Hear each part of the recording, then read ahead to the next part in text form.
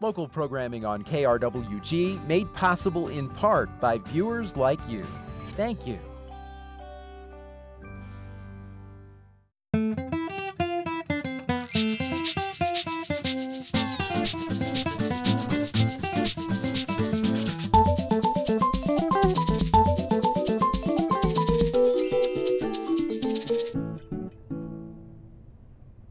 Hello and welcome to Fronteras at Changing America. I'm Anthony Moreno. In his second inaugural address, President Barack Obama mentioned that gay rights mean equal rights. We'll ask our guest, David Stocum, Executive Director of New Mexico GLBTQ Centers, what that statement means. But first, we want to hear from some people in this region about what that statement means to them. Our journey is not complete until our gay brothers and sisters are treated like anyone else under the law. Those words during President Obama's second inauguration speech were celebrated throughout the LGBTQ community. I spoke with a same-sex couple on how they felt after hearing the president offer his support. Cassandra Davis works for the Las Cruces GLBTQ Center. That was the first time that had ever happened, and it made me feel like a human being. You know, it really made me feel alive. Cassandra's partner, Teresa Perez, gives credit to the president for using his position to address the issue. The fact that you can get married in New York now, you know, and other states as well, but New York was a huge thing, you know. They lighted up the Empire State Building in rainbow colors. So when it's shown that it's accepted and talked about and on the lips of everybody, I mean, I can't help but think of Obama's influence in that. You know, Cass and I want to get married. I want to do it legally. I don't want to do it just a ceremony like a lot of our friends, not to say that theirs isn't the same. I want to do it legally. One person that has been waiting a very long while for rights in the GLBTQ community is Eleanor Foreman. Eleanor is 85 years old. She was married to a man for 60 years, and she came out only 4 years ago. And it doesn't matter what lifestyle you are. It's the type of person that you are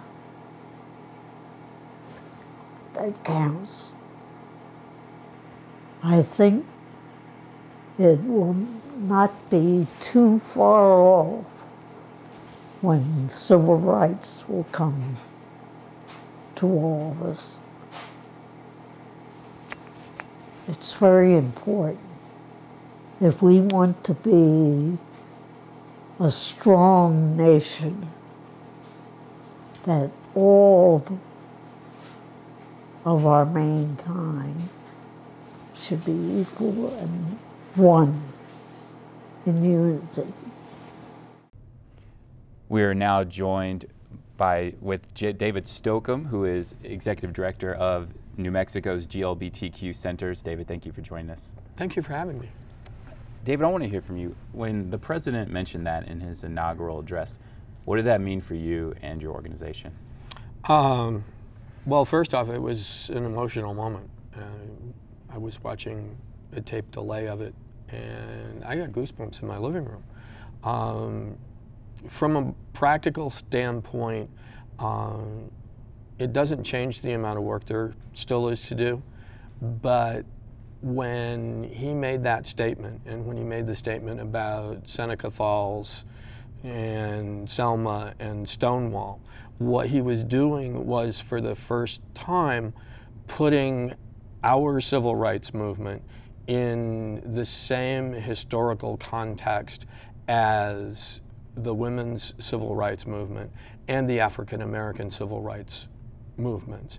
That hadn't been done before, especially by a president of the United States in a speech with the stature of an inaugural address. So from a context standpoint, it was huge.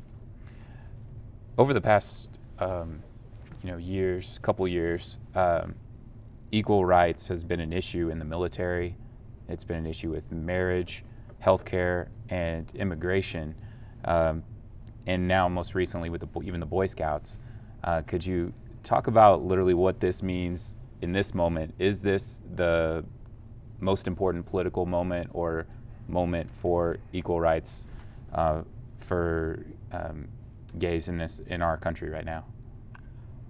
It's hard to say if it's the most important moment. That we'll figure out years down the road in the history books. It certainly feels like it's a big deal. As a matter of fact, before I left to come over for this taping, Secretary of Defense Panetta put out a memo extending certain spousal benefits to military personnel's domestic partners. So that's just one more element of this like explosion of activity. Time will tell.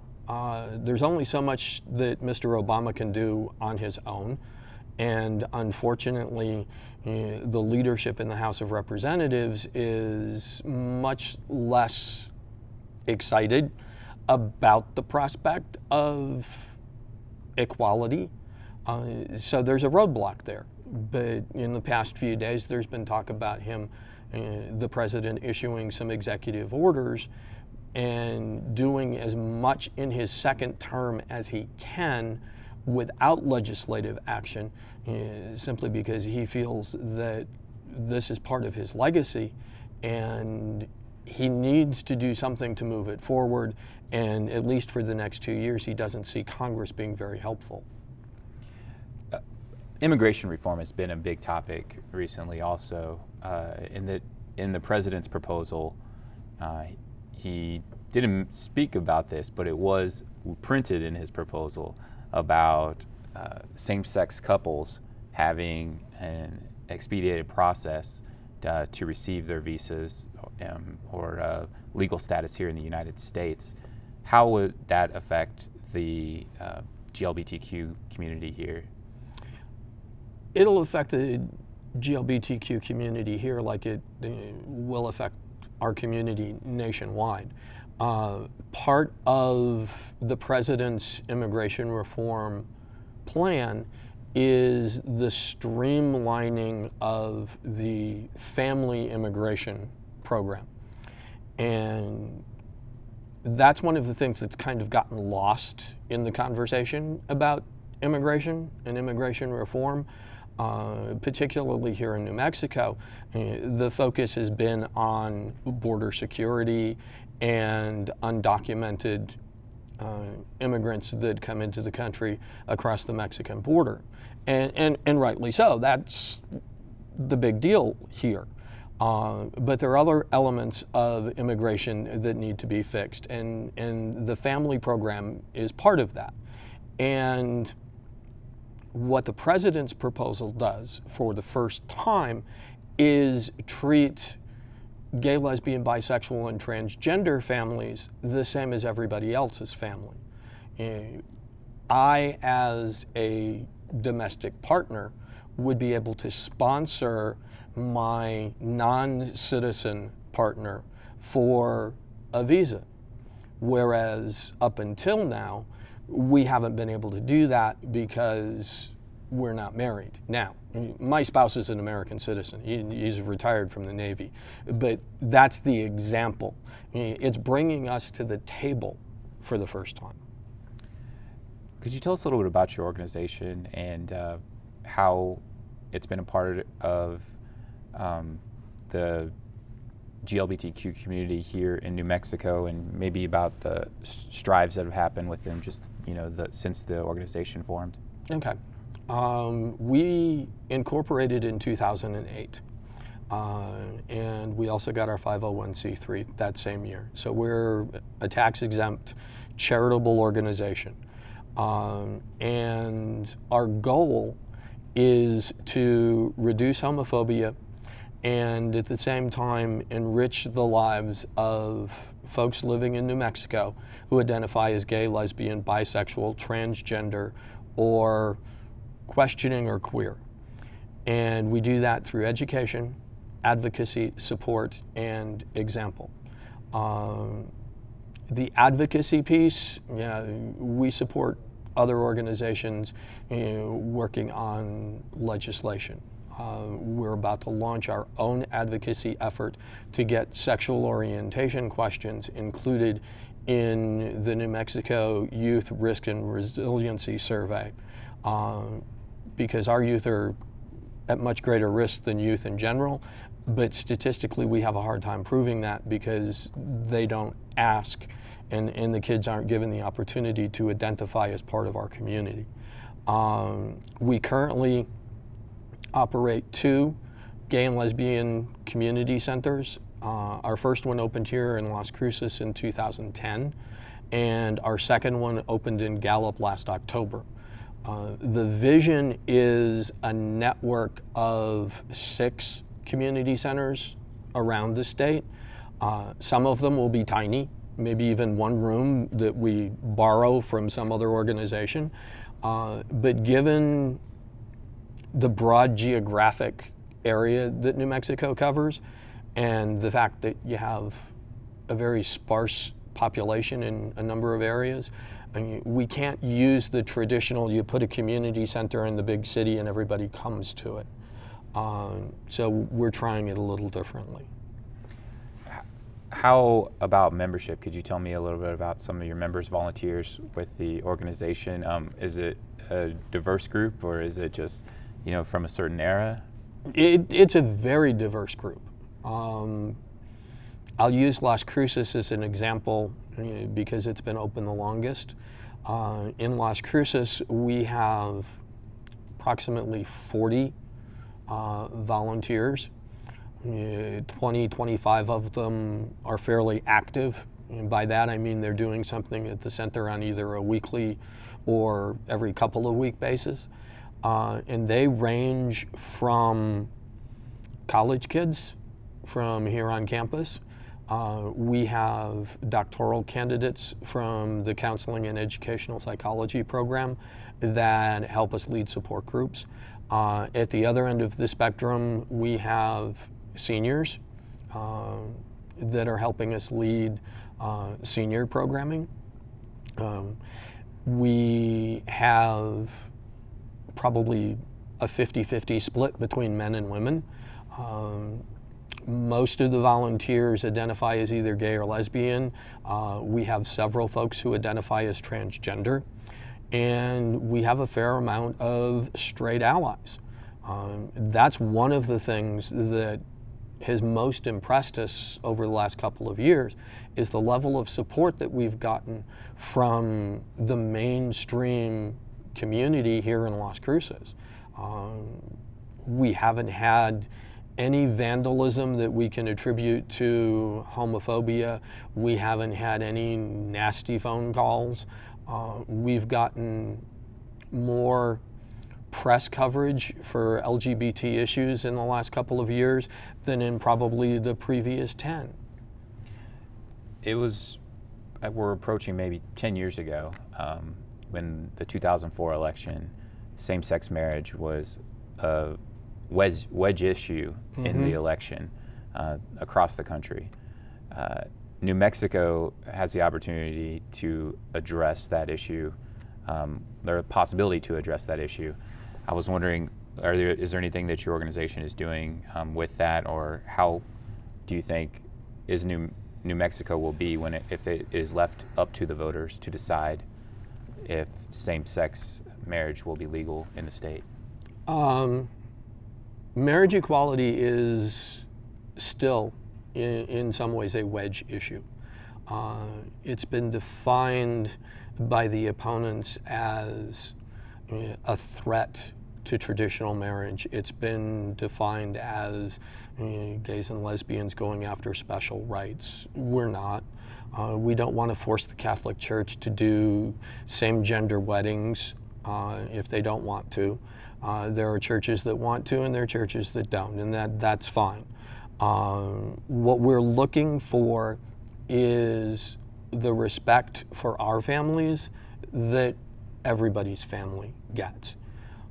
That said, on the political side of it, New Mexico GLBTQ Centers is a member of the All Families Matters Coalition and is part of a public education campaign to bring the perspective around to it's about families, and that kids are just as successful if they're raised by two moms or two dads as if they were raised by a mom and a dad.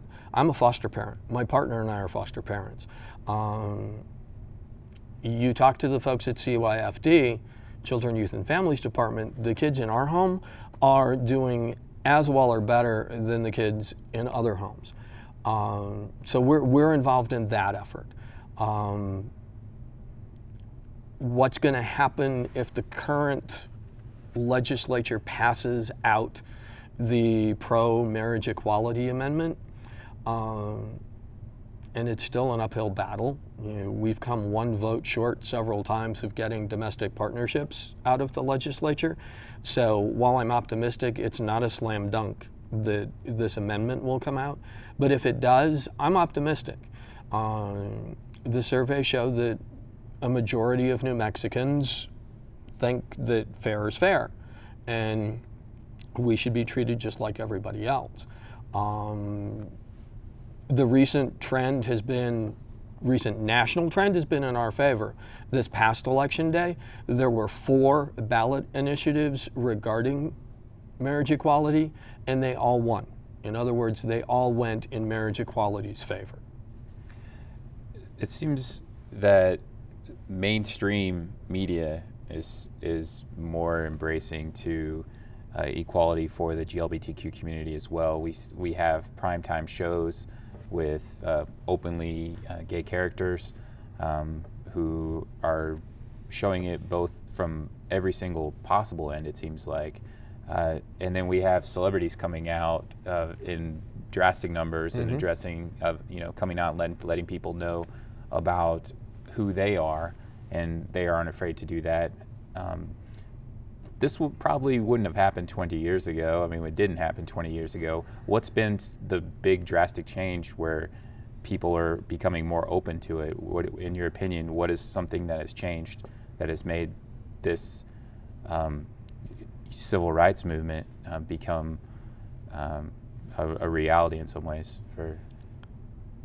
In my opinion, excuse me, in my opinion, part of it is a generational shift.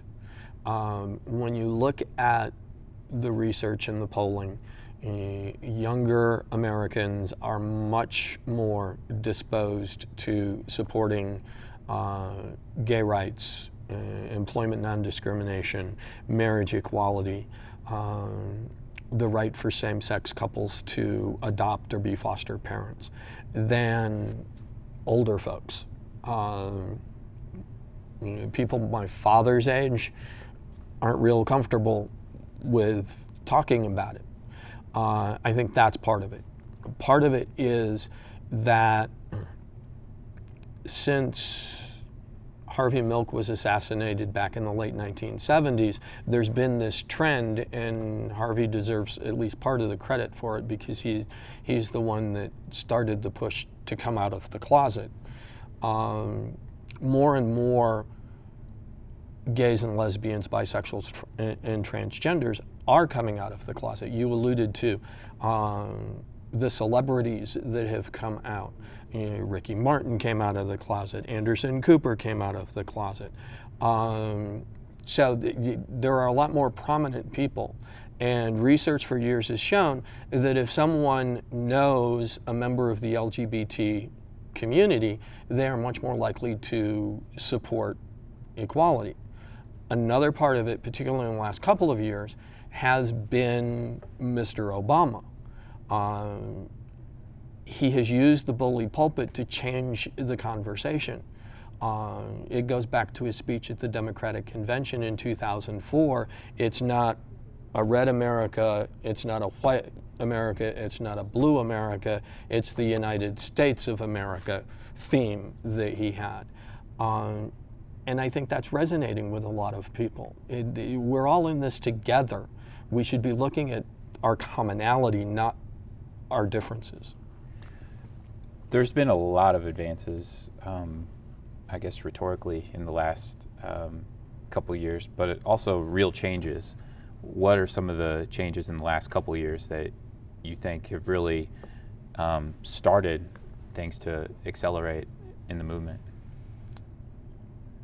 One of the big changes was the repeal of Don't Ask, Don't Tell.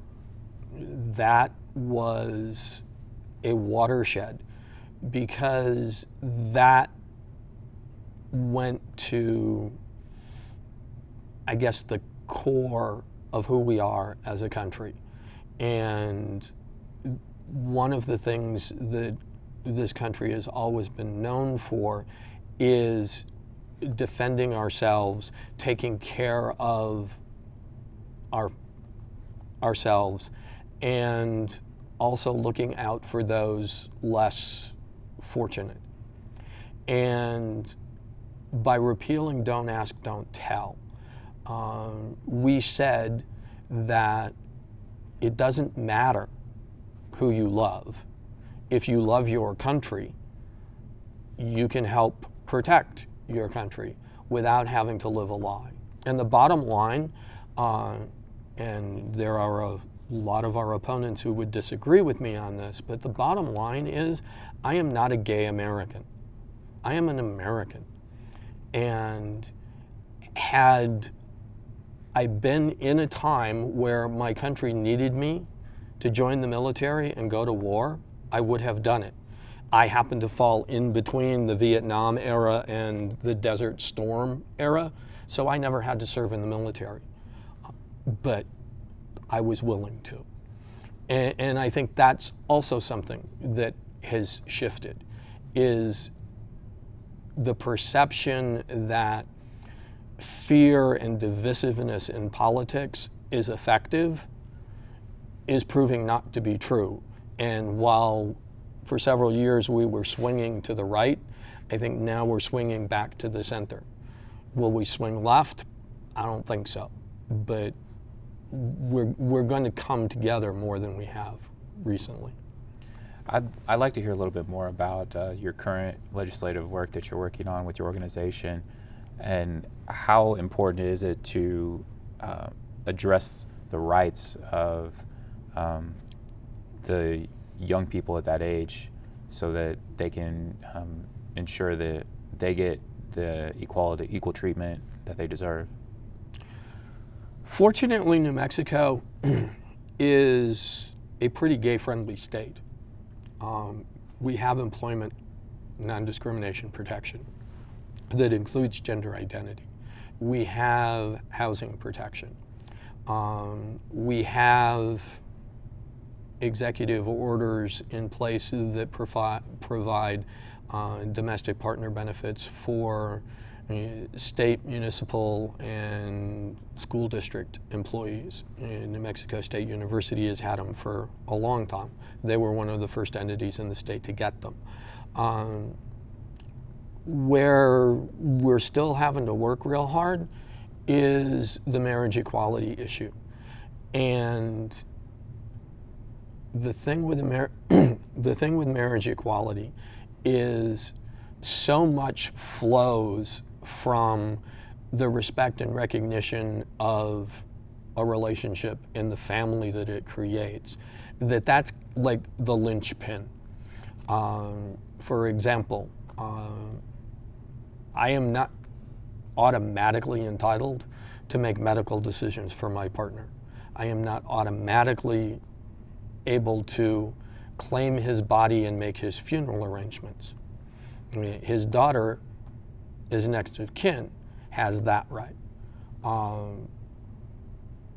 Personally, that's not a problem because his daughter and I get along and know his wishes, but in some families, it's not that clear cut. In terms of the advocacy effort regarding the Youth Risk and Resiliency Survey, one of the challenges that the GLBTQ community has is accessing our fair share of resources, because we are not tracked in any of the significant research. The New Mexico Youth Risk and Resiliency Survey is one that I personally find very important because I use it in terms of program development for our youth program and where the risks are. Being able to open that report and say, okay, a gay high school kid is feeling threatened at school X amount of time would be a huge benefit to me. It would save me hours because as it stands now, I have to calculate the percentage of the population that's gay and extrapolate down. And the ultimate solution is not just adding sexual orientation questions to the Youth Risk and Resiliency Survey, it's adding it to the census. We can get statistics on Latinos and Latina. We can get it on African Americans. We can get it on Asian Americans and Native Americans. We can't get it on gay Americans because we fall into different racial and ethnic makeups and answer those questions, but they don't ask us if we're gay, lesbian, bisexual, or transgender. The only way of coming up with some kind of population estimate from the census is looking at who identifies as living in a same-sex household and having a relationship defined in such a way that you can pretty much guess it's two gay men or a couple of lesbians. I see we have under a minute left. I was wondering if you could share with us how our audience can get more information about your organization. Easiest way is to go to our website, which is www.newmexicoglbtqcenters.org, and New Mexico is spelled out. You can also go to our Facebook page. You can also email us at info@New Mexico GLBTQ Centers, or just stop in.